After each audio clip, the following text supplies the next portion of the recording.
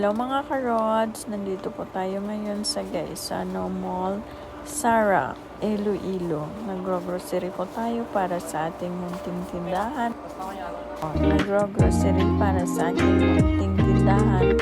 Kaya nandito na naman tayo guys. Thank you for support to my mini vlog. At saka thanks God, nakasahod din kahit pa paunti-unti. Pero at least may sinasahod na tayo dito kay kay YT.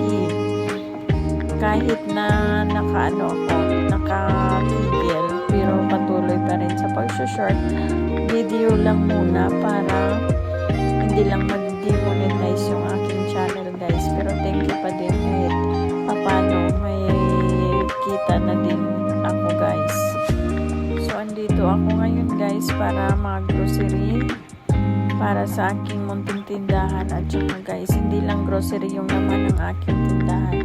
Ipapakita ko din sa inyo yung aking pinagkikitaan kasi lang ito guys, nag-office ako tapos nasa din sa aking tindahan na nagbibenta din ako ng burger, buy one take one, may milk tea, may milkshake, kahit ano na lang guys pwede nating ibenta para lang may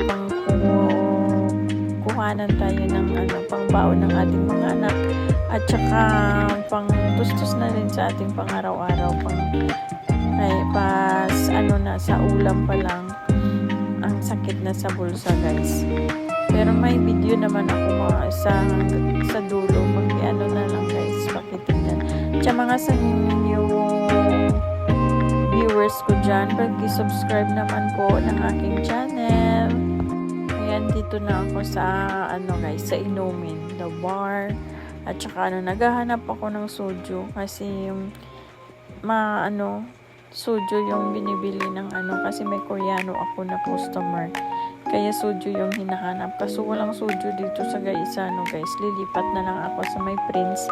Kasi doon may soju sila at saka Tanduay Ram. Kasi naubusan dito sa Gaisano. Kaya konti lang yung kinuha ko dito. Tsaka pagpasensyahan nyo na yung video ko kasi yung asawa ko nahihiya naman mag-video. Kaya ako na lang. So ayan, the bar lang yung kinuha ko dyan at saka Primera. Kasi marami pa man din ako doon sa tindahan na binibenta. May kulapo pa dito guys. Pag sa Cebu, sikat yan ang kulapo guys. Hinahanap ko talaga dyan ang soju. Pag tingin ko sa kabila, wala talaga. Nagtanong na lang ako sa sa mga dicers, sabi nila na ubusan daw sila. Kaya ito na kami sa counter guys. Nagpa-counter na kami. Kasi hindi pa kami nakapagbukas. Anong oras na yan? Mga 9 na siguro. Tapos, yan na. Nasa counter na. Hindi ko na matandaan magkano yung binayaran ko guys. Nasa 30 plus. Yan lang. Nasa 30 yata. So, andito na tayo guys sa aking munting tindahan. Hindi na makita yung ibaba. At saka may computer din ako dito guys. 2 unit lang muna. Kasi ang mahal naman pag baka sa susunod makaluwag-luwag na din, magdagdag na lang ako ng kasi pag may computer ka guys, malaki naman din yung kita. Kasi sa mga bata, pag walang pasok, ang daming nagko-computer, walang pahinga yung 2 unit ko guys. Pero yung isang unit ko, pag magbubukas sa isang buwan, aabot din ng 5,000 guys. Hindi na rin masama. At saka may piso wifi din. At ayan na guys, itutur ko lang kayo sa susunod na video. Isang nanay magaling mag-discarte sa buhay para lang may pangtustos sa ating anak. Kahit yung partner natin nagtatrabaho din at tayo din may income kahit papano, diba? Mas magaan yung buhay pag magtutulungan kayong mag-asawa.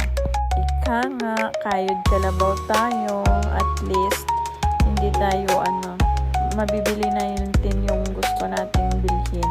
At saka para sa mga anak natin, mabibigay natin ang mga hinihingi nila, wag lang yung sobra kasi masama naman yun. Kaya ayan, may bumili as pag may bibili ng burger na din. Kaya ayan, may mga bata umiinom ng tubig, binibigyan ko lang yan yung ko. Kaya thank you for watching, guys.